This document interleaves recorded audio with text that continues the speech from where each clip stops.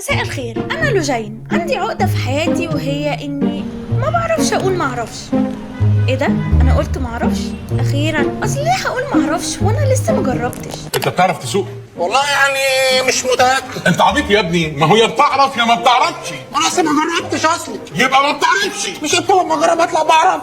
أيوة بالظبط كده، وده أكتر مبدأ أنا مؤمنة بيه في حياتي. الموضوع ابتدى لما دخلت عالم الديجيتال ماركتينج بالصدفة، واكتشفت جوه إن مجرد فكرة صغيرة ممكن تعمل تأثير كبير حتى لو محدش جربها قبل كده. طب ما يلا نجربها. فبقيت الشخص اللي بيقولوا عليه العقل المدبر. لو جيت تسألني على أحلامي هقولك بحلم بالشهرة والفلوس والأضواء، لكن على أرض الواقع لسه بطلع اهو على سلم المجد. اتكعبلت. مش مهم. لا ما تقلقش عليا ولا حاجة، أنا ما اتجننتش.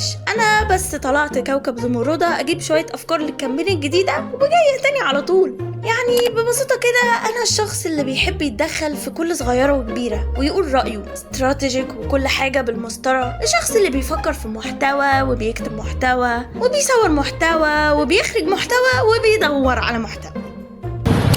المهم ببساطة كده أنا لوجين كونتنت ماركتير، وهنا جاي أعلمك وأساعدك إزاي تنجح. فاعملي فولو بقى لأجل المجهود.